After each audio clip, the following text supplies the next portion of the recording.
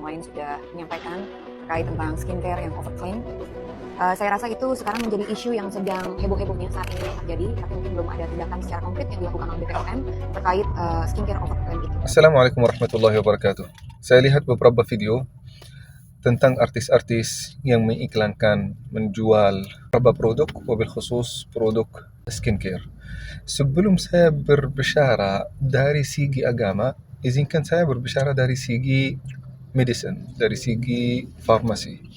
Saya sebagai pharmacist, sebagai apoteker, mau menyampaikan bahwasannya produk yang ada di pasar di antara dua pilihan. Pilihan pertama, kadang-kadang overclaim, kadang-kadang maklun, kadang-kadang dibuat oleh beberapa orang untuk ingredient constituents atau mungkin bahan yang sama tetapi dalam brand yang berbeda.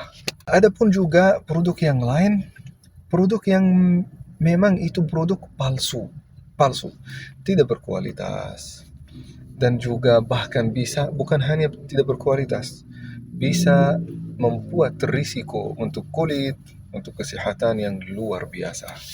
Dan hampir 40%, 30% dari produk yang ada di pasar dari dua bagian ini. Bisa jadi lebih. Nah, ada pun juga masalah yang lain. Sudah ada produk-produk yang palsu. Produk-produk yang sangat berisiko untuk kesehatan kita, tetapi akan didukung, dipromosikan oleh para artis-artis yang tidak bertakwa kepada Allah Subhanahu wa taala. Mereka mempromosikan produk ini padahal mereka tidak tahu ini isinya apa, apakah itu baik atau tidak untuk kesehatan, apakah ini efektif atau tidak, apakah apa yang tertulis di atas produk ini benar-benar secara jujur atau tidak. Hampir semuanya tidak tahu dan tidak mau tahu. Yang penting seseorang atau seller yang menjual produk ini memberikan uang atau honor kepada artis-artis tersebut. Hukumnya apa?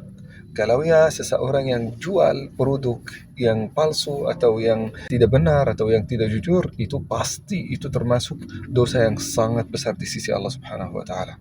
Tetapi juga ada dosa yang sangat besar yang dilakukan oleh artis-artis, yaitu dosa ketika mereka menyaksikan, ketika mereka membuat video, ketika mereka mempromosikan satu produk yang mereka sendiri tidak tahu produk ini efektif atau tidak.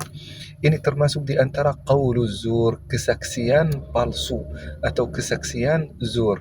Dan ini termasuk dosa di antara dosa yang paling besar dalam agama Islam. Kata Rasulullah sallallahu alaihi wasallam ketika ditanya, "Ala ukhabbirukum bi akbaril kabair?" Tahukah kalian dosa yang paling besar itu apa? Di dalam agama Islam ada dosa yang paling besar. Tetapi yang paling besar di antara yang besar ada 3. Yang pertama berbuat syirik, syirku billah. Yang kedua uququl walidain, mendurhakai orang tua.